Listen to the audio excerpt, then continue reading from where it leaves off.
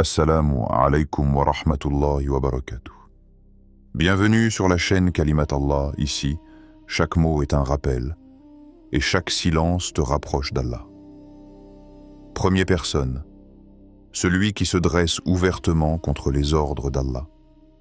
Il existe une attitude du cœur plus dangereuse que l'ignorance, celle de la connaissance rejetée. L'ignorant peut apprendre, le distrait peut se rappeler, mais celui qui connaît la vérité et la repousse volontairement ferme lui-même la porte de la lumière. Cette première situation concerne un état intérieur bien précis, l'arrogance face à Allah. Cet homme, cette femme, n'est pas dans l'ombre. Il a entendu, il a compris. Les versets lui sont parvenus, parfois dès l'enfance, parfois à l'âge adulte.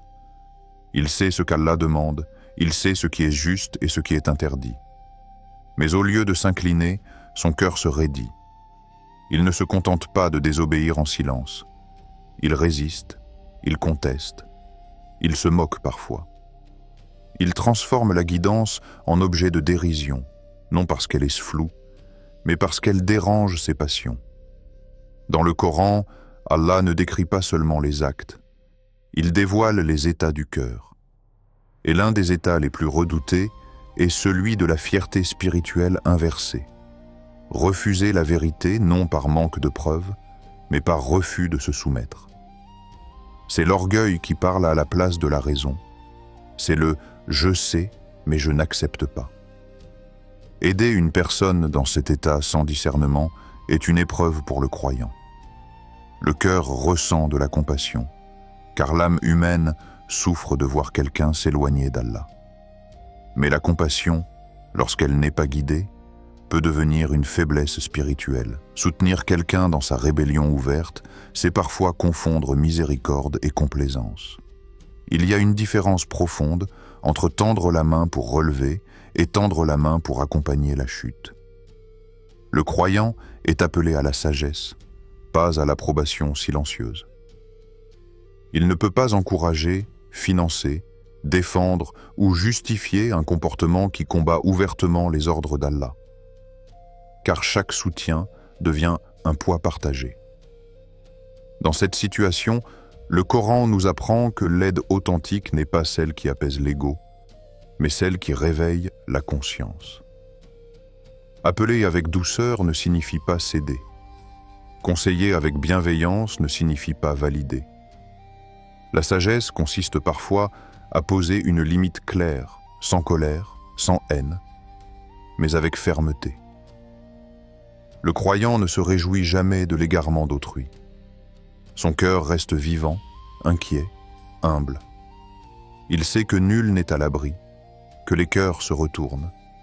Mais il sait aussi que soutenir une rébellion contre Allah, c'est se positionner du mauvais côté de la lumière, même si cela coûte socialement, même si cela isole, car la vérité a toujours un prix. Et celui qui choisit Allah choisit parfois la solitude apparente, mais jamais l'abandon divin. Personne 2. L'oppresseur et la tentation du silence.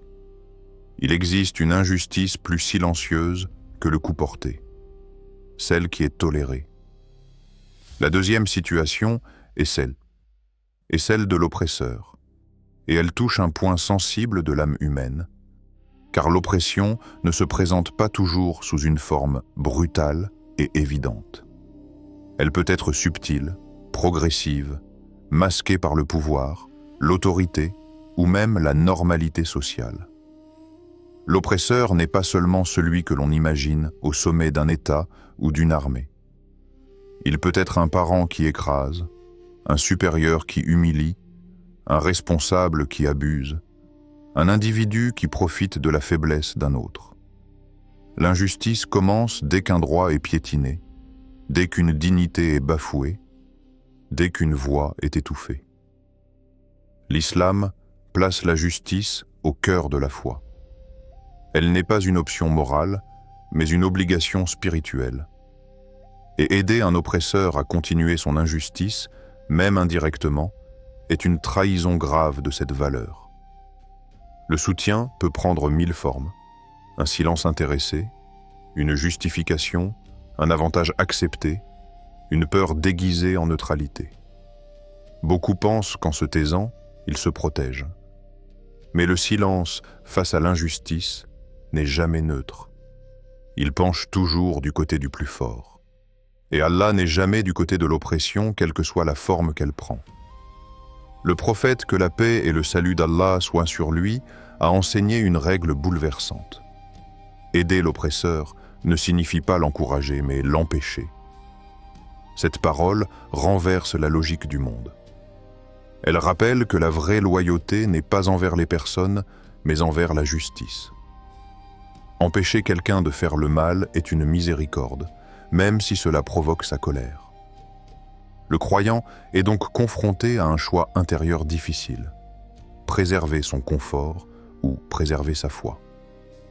Car se dresser contre l'injustice a un coût. Il peut coûter une relation, une position, un avantage. Mais fermer les yeux coûte bien plus cher. Cela endurcit le cœur, affaiblit la conscience et éloigne de la proximité d'Allah. Aider un oppresseur par peur, par intérêt ou par habitude revient à normaliser le mal. Et lorsque le mal devient normal, les cœurs meurent lentement. Le croyant, lui, est appelé à rester éveillé. Il n'est pas un suiveur passif.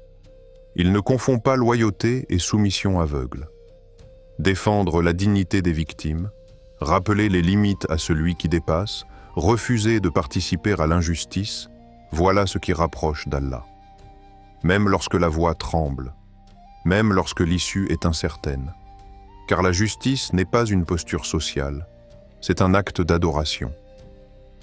Troisième personne, celui qui sème la division entre les croyants. Il ne crie pas toujours, il ne frappe pas, il ne se montre pas forcément comme un ennemi. Souvent, celui qui sème la division agit dans le murmure, dans les demi-mots, dans les confidences apparemment sincères. Il approche les cœurs un à un, non pour les rapprocher, mais pour y déposer un doute, une suspicion, une blessure invisible.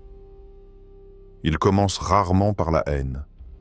Il commence par une phrase anodine, une remarque, une information à vérifier, une intention présentée comme noble, défendre la vérité, corriger une erreur, avertir d'un danger.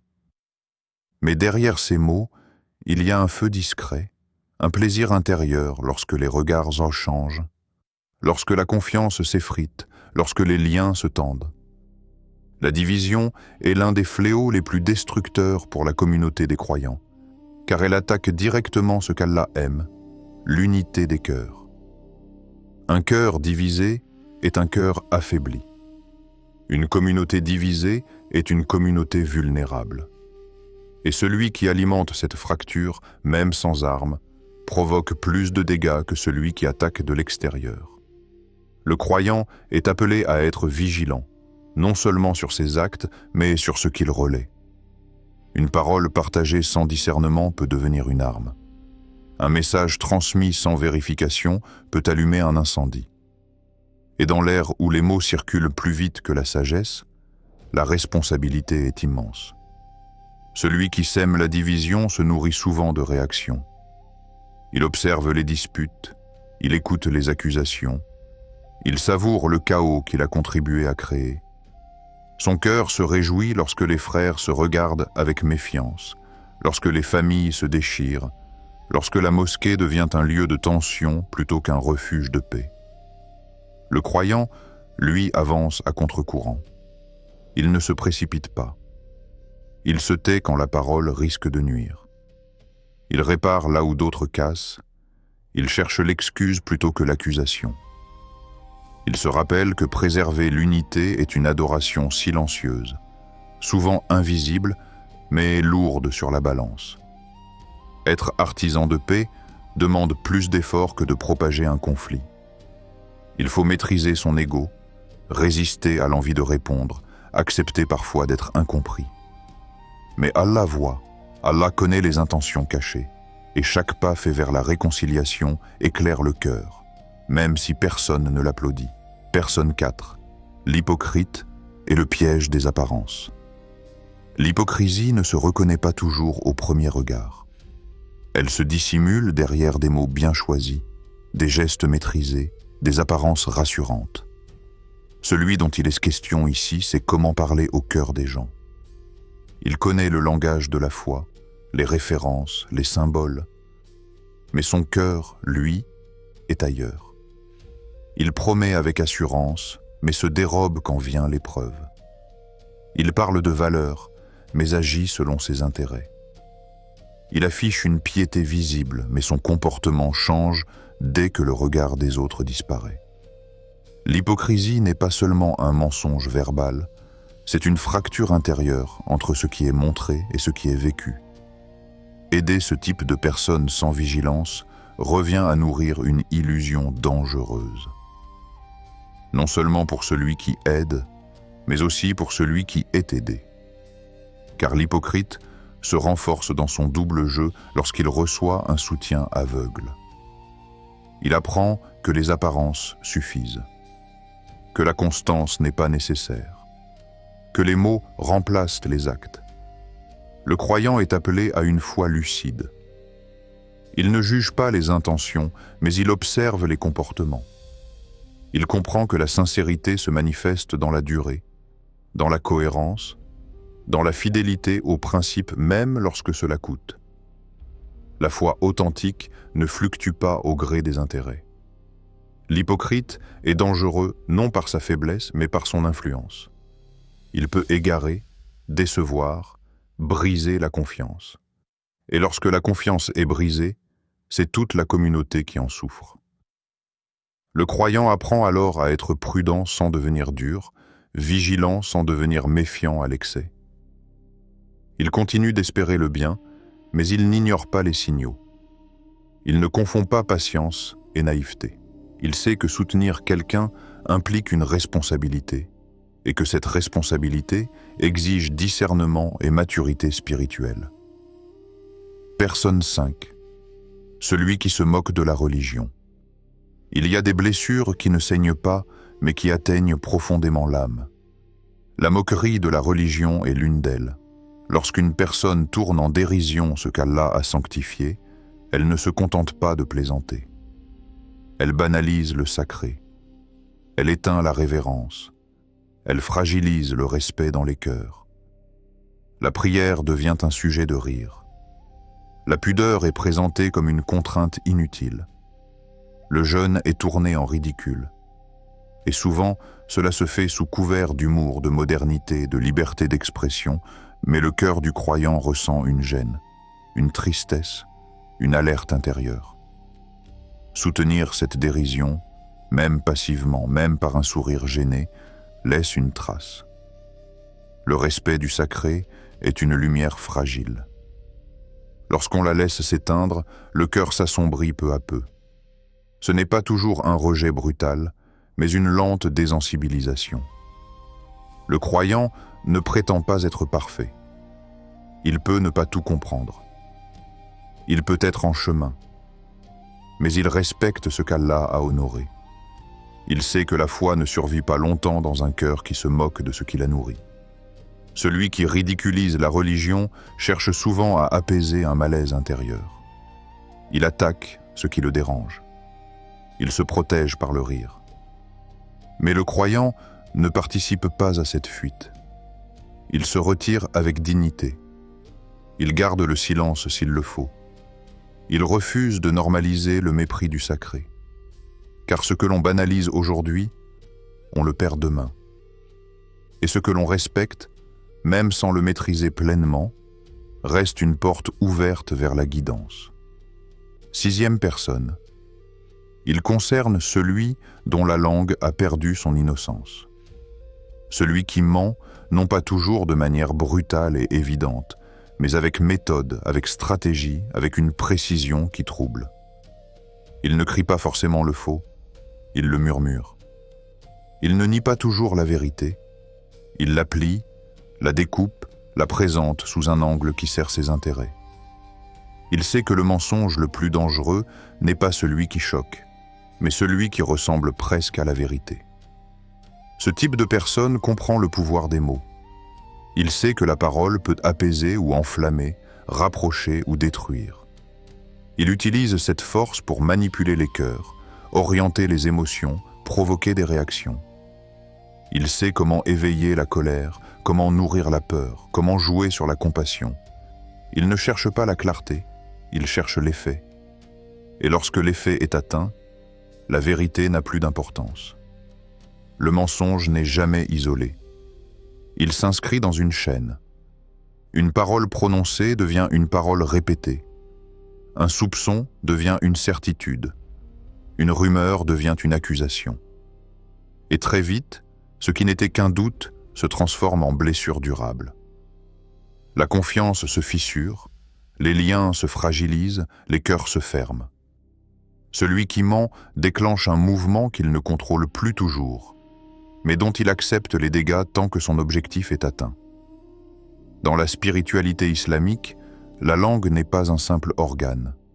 Elle est un dépôt confié par Allah. Chaque mot prononcé engage la responsabilité de celui qui le prononce. Chaque phrase laisse une trace, même lorsqu'elle est oubliée par les hommes. Le croyant en est conscient. Il sait que parler n'est jamais neutre. Il sait que le silence, parfois, protège plus que 1000 discours. Celui qui manipule joue souvent sur l'urgence. Il presse, il accélère, il pousse à réagir sans réfléchir. Il sait que la sagesse a besoin de temps, et il cherche à la court-circuiter. Il dit « partage avant qu'il ne soit trop tard, réagis, regarde ce qu'ils ont fait ». Il transforme l'émotion en moteur, car l'émotion empêche le discernement. Et lorsque le cœur est agité, la vérité devient floue. Le croyant apprend à reconnaître ces signaux. Il ressent une alerte intérieure lorsque la parole pousse à la précipitation, lorsque le discours cherche à choquer plus qu'à éclairer. Il comprend que la vérité n'a pas besoin d'être embellie ni dramatisée. Elle est stable. Elle n'a pas peur d'être examinée. Elle n'exige pas d'être crue immédiatement car elle résiste à l'épreuve du temps. Relayer un mensonge, même involontairement, est une lourde responsabilité. Beaucoup pensent qu'ils ne font que transmettre, qu'ils ne sont pas à l'origine. Mais devant Allah, chacun porte ce qu'il prononce ou diffuse. Le croyant protège sa langue comme il protège sa prière. Il sait que la parole peut devenir une cause d'élévation ou de chute. Il sait que certaines fautes de langue survivent plus longtemps que des fautes d'actes. Le manipulateur, quant à lui, se cache souvent derrière de belles intentions. Il prétend défendre une cause, révéler une injustice, corriger une erreur. Mais son discours manque de droiture. Il accuse sans preuve, affirme sans vérifier, juge sans mesurer les conséquences. Il oublie que salir un honneur est plus grave que briser un objet, car l'honneur ne se répare pas facilement. Dans une société saturée d'informations, la foi du croyant se manifeste dans sa retenue. Il ne parle pas de tout. Il ne commente pas tout. Il accepte de ne pas avoir d'opinion immédiate. Il accepte de dire « je ne sais pas ». Cette humilité est une protection. Elle empêche la langue de devenir une arme incontrôlée. Le mensonge obscurcit la lumière du cœur. À force de répéter ce qui n'est pas sûr, le cœur s'habitue à l'ombre. Il perd la sensibilité à la vérité. Il devient plus tolérant envers le faux, plus indulgent envers la manipulation. Et progressivement, ce qui dérangeait hier devient normal aujourd'hui. C'est ainsi que les consciences s'éteignent lentement.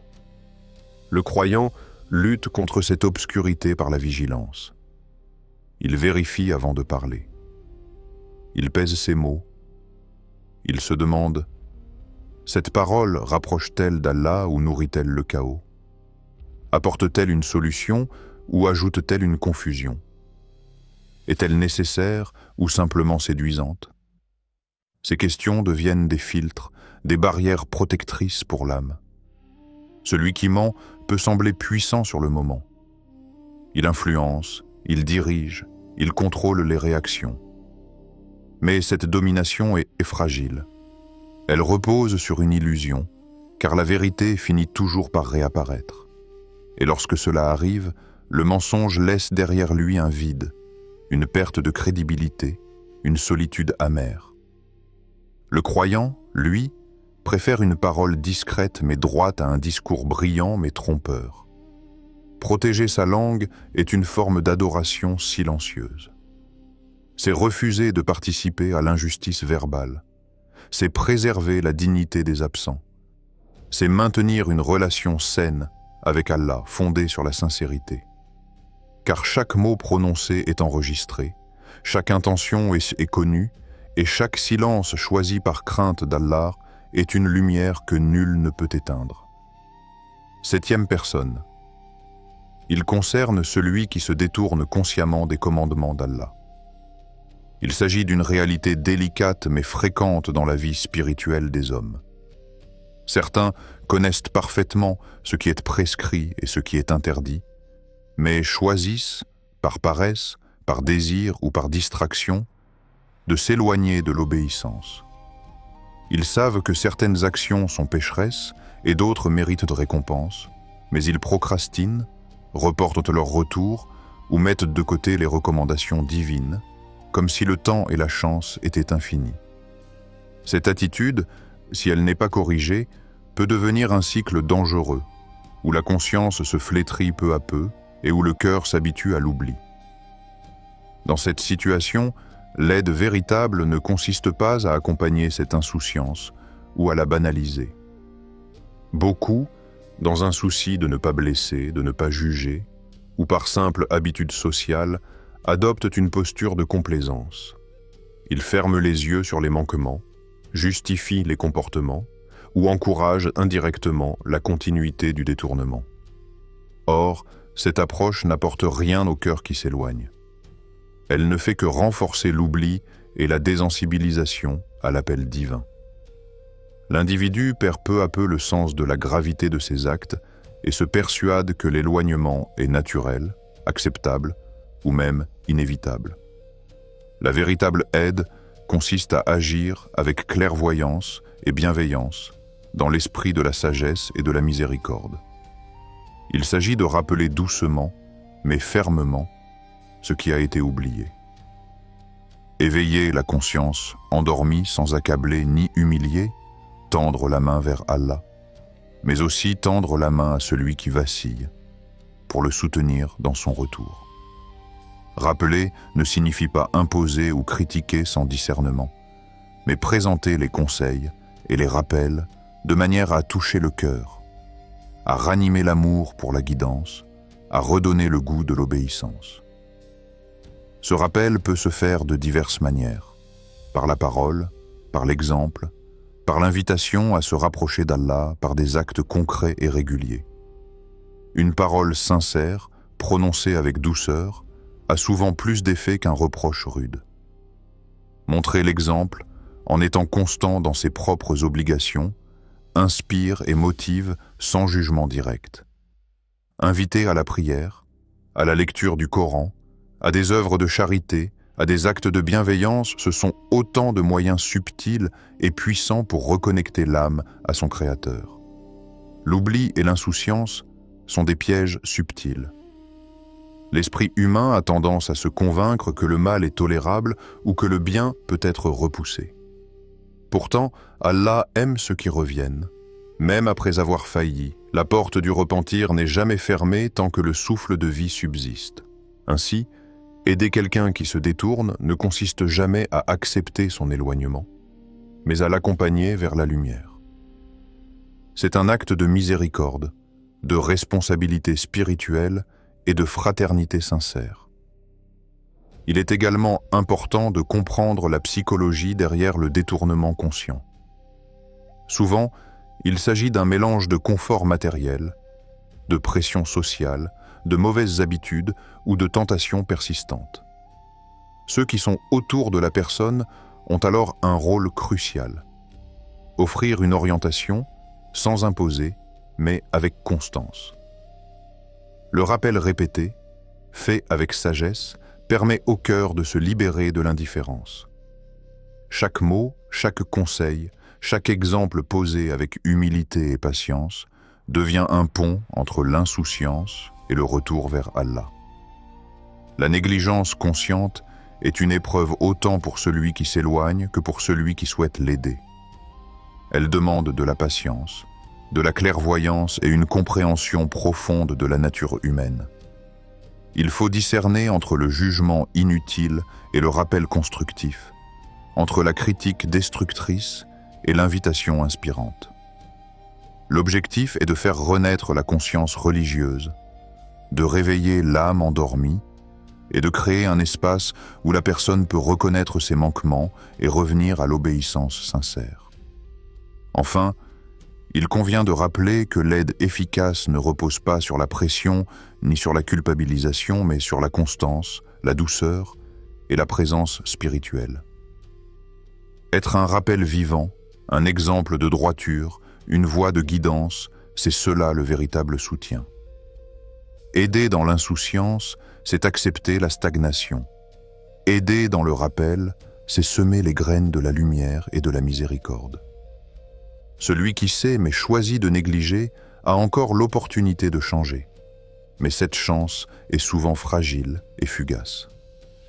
L'accompagner dans la conscience de ses actes, lui montrer la beauté de la proximité avec Allah et l'inspirer à rétablir ses liens avec lui, c'est le véritable service qu'on peut lui rendre.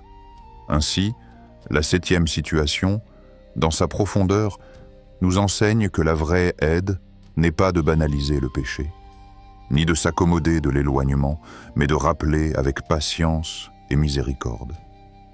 Elle nous rappelle que le rôle de celui qui guide est de tendre la main vers la lumière, jamais de renforcer l'ombre. Chaque rappel sincère, chaque encouragement à revenir vers Allah, même face à l'insouciance persistante, est un acte de bienveillance qui peut transformer un cœur endormi en cœur éveillé et rapprocher l'homme de son Créateur, même après de longues périodes d'oubli. Kalimat Allah, des paroles qui nourrissent la foi, apaisent les âmes et ramènent les cœurs vers Allah.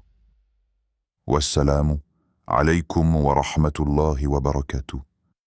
Qu'Allah vous comble de sa miséricorde, éclaire vos pas et fasse de vos cœurs des miroirs reflétant sa lumière. Si ces rappels te font du bien, n'hésite pas à t'abonner pour en recevoir davantage